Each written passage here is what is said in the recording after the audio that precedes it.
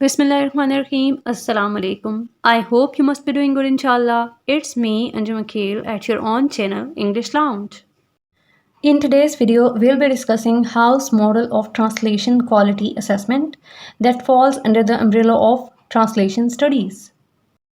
आज की वीडियो में हम डिस्कस करेंगे फील्ड टर्नओवर मोड को and then overt and covert translation को।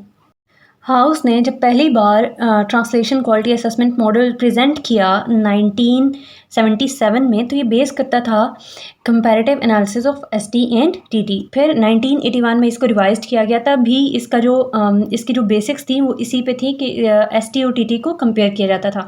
लेकिन जब इस पे बहुत ज़्यादा क्रिटिसिज्म आया तो 2015 में इसकी एक रिवाइज्ड फॉर्म जो है वो हाउस ने दोबारा से हमें दी कि जिसमें कंपेयर किया गया एसटी एंड टीटी के रजिस्टर को। अब रिवाइज्ड फॉर्म में क्योंकि रजिस्टर एनालिसिस था एसटी एंड टीटी का, तो सबसे पहले हमें ये पता होना चाहिए दैट व्हाट इज़ रजिस्टर।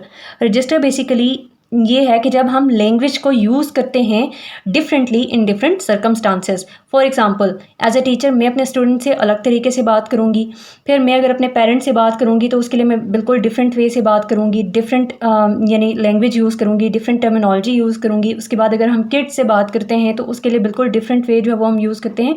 तो ये रजिस्टर की एग्जाम्पल, यानी हम डिफरेंट सर्कमस्टांसेस में डिफरेंट रजिस्टर्स यूज़ करते हैं।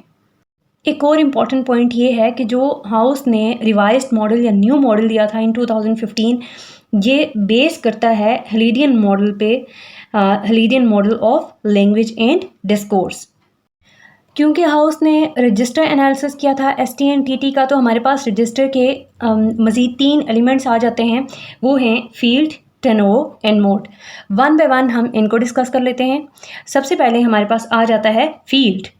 फील्ड क्या है? Field refers to subject matter. Subject matter means कि जो हमारे पास कंटेंट है या जो हमारे पास टेक्स्ट है उसमें क्या हो रहा है, उसमें कौन कौन से पार्टिसिपेंट्स हैं, वो पार्टिसिपेंट्स क्या जानते हैं, क्या कर रहे हैं, किस तरह से कर रहे हैं, जो वो कर रहे हैं क्यों कर रहे हैं। यानी कि जो भी हमारे पास सब्जेक्ट मैटर होगा, जो भी हमारे पास कंटेंट होगा, जो टेक्स्ट होगा, वो किससे रिलेट करेगा? फील्ड से।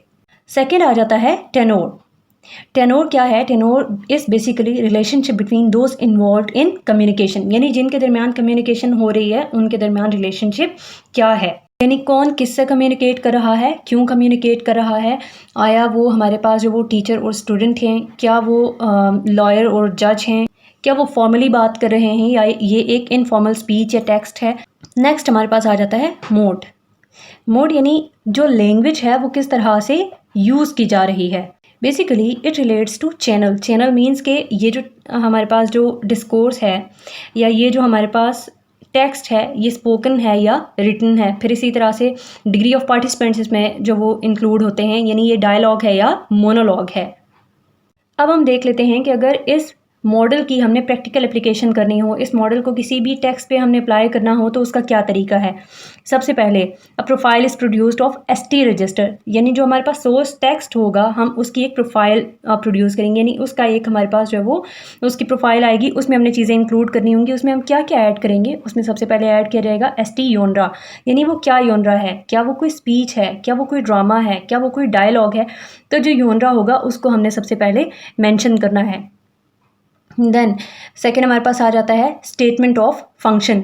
स्टेटमेंट ऑफ फंक्शन में हमारे पास 2 चीज़ें आ जाती हैं, फील्ड एंड टेनोर, यानी फील्ड और टेनोर यानी सब्जेक्ट मैटर क्या है और उसके बाद जो यानी क्या इन्फॉर्मेशन दी जा रही है सब्जेक्ट मैटर में, यही हम लिखेंगे। फिर उसके बाद सेकंड है जी कि जिनके दरमियान कम्युनिकेशन हो रही है तो उनके दरमियान रिलेशनशिप क्या है। देन इसी तरह से पहले हमने एसटी रजिस्टर की प्रोफाइल प्रोड्यूस करनी है, फिर इसी तरह से इन्हीं पॉइंट्स की बेसिस पे हमने टीटी की यानी टारगेट टेक्स्ट की प्रोफाइल जो है वो प्रोड्यूस करनी है। उसके बाद हमने क्या करना है, टीटी और एसटी दोनों का कंपैरिजन करना है। दोनों का कंपैरिजन करके हमारे पास कुछ मिस मैचेस या कुछ एरर्स आएंगे, यानी कोई ना कोई फ़र्क हमारे पास आएगा। जब हमने एसटी और टीटी को कंपेयर कर लिया तो उन मिस मैचेस को हम 2 कैटेगरीज़ में डिवाइड करते हैं। कुछ हमारे पास कहलाती हैं जी ट्रांसलेशंस जो होती हैं वो कोवर्टली इरोनियस एरर्स होते हैं और कुछ हमारे पास ओवर्टली इरोनियस एरर्स होते हैं। इसके बाद इन एरर्स की बेसिस पे हम जो वो एक स्टेटमेंट ऑफ क्वालिटी देते हैं और फाइनली हम इन ट्रांसलेशंस को या कोई भी अगर आप ट्रांसलेशन है हम उसको कैटेगराइज करेंगे टू टाइप्स में कि आया ये ट्रांसलेशन हमारे पास ओवर्ट ट्रांसलेशन है या फिर ये कोवर्ट ट्रांसलेशन है। एक बात याद रखिएगा कि जो over translation and covert translation दोनों अपोजिट नहीं है, ये दोनों बाइनरी अपोजिशंस की तरह नहीं है कि एक जो है वो दूसरे के बिल्कुल अपोजिट होगा। कुछ इनमें डिफरेंसेस हैं लेकिन बिल्कुल ही अपोजिट हम इनको नहीं कह सकते। अब हम देख लेते हैं that what is over translation. Over translation must overtly be a translation not a second original. अब ये सेकेंड ओरिजिनल का क्या मतलब है?